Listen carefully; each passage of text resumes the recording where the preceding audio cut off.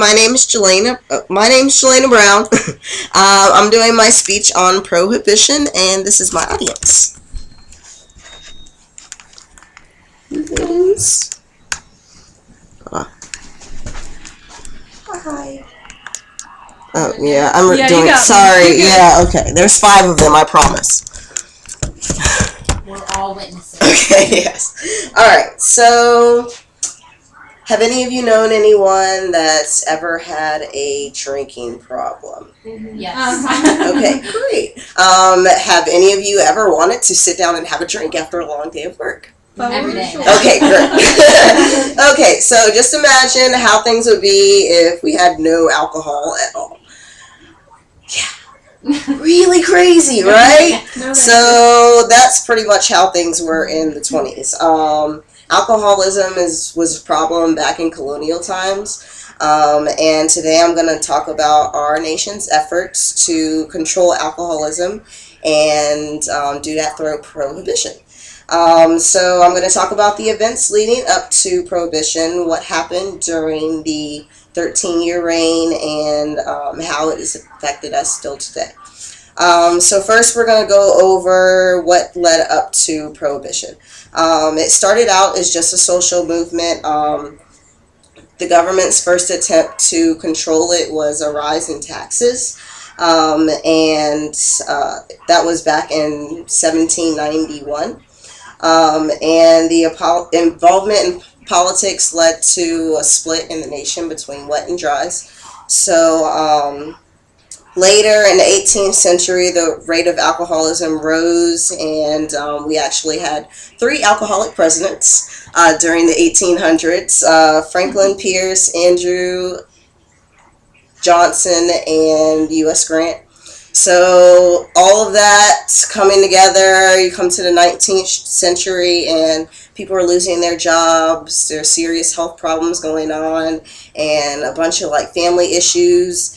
And so in 1919, the Wartime Prohibition Act was passed to save grain because we were in World War I at the time. So they did that to try and help conserve the grain for the troops overseas. So that was the first act that was put in.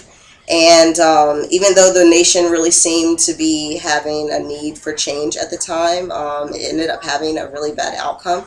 So when the 18th Amendment was passed that prohibited all the sale and production of alcohol, it turned out to be a complete failure and led to the Roaring Twenties, which I'm sure most of you have heard of.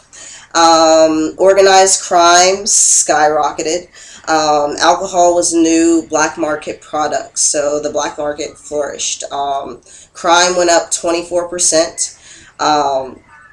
People like Al Capone, I'm sure you've heard of him, from Chicago. He owned about 10,000 speakeasies in Chicago. And the speakeasies were secret bars where they sold illegal alcohol.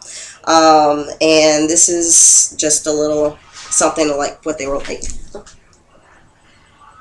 In 22, by now the prohibition law is firmly a part of American life, but so is the evasion of that law. College students, male and female, and even high school boys and girls who never drank before, find themselves willing and able to buy hard liquor with the greatest of ease. The hip flask becomes an integral part of the national scene. At football games, in automobiles. In the meanwhile, the supply of good alcohol fails to keep up with the ever-increasing demand for liquor. But in the undercover liquor industry, crude stills make their appearance. Wood alcohol is recooked, and the product of this loose and ineffective process is put on the market in a constantly swelling flood.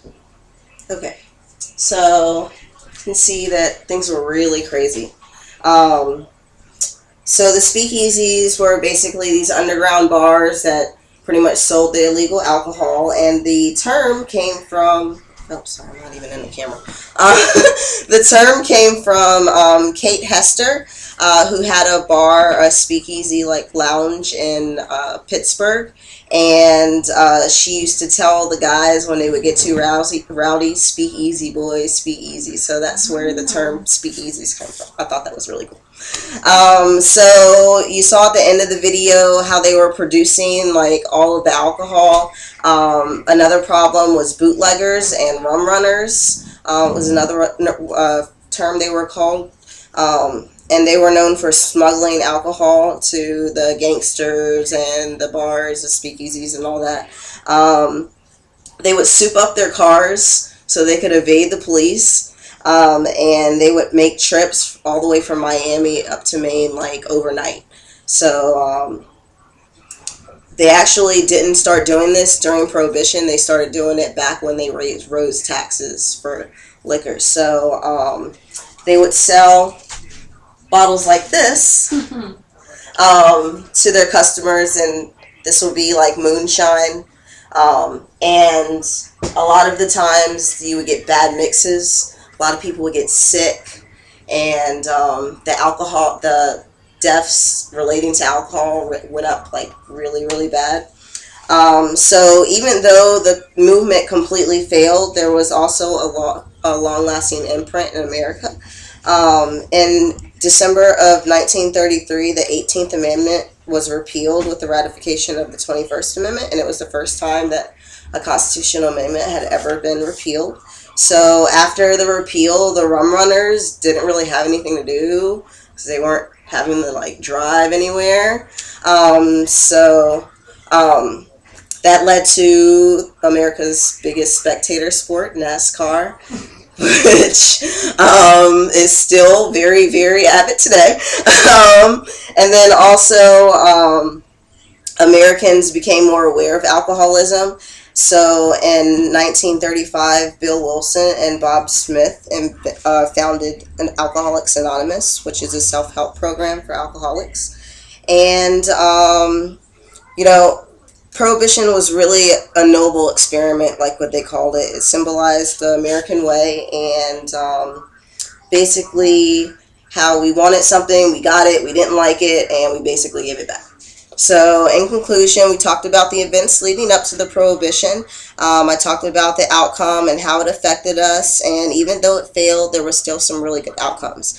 So the next time you want to drink after a hard day at work, you should appreciate our ancestors and their royal screw-up.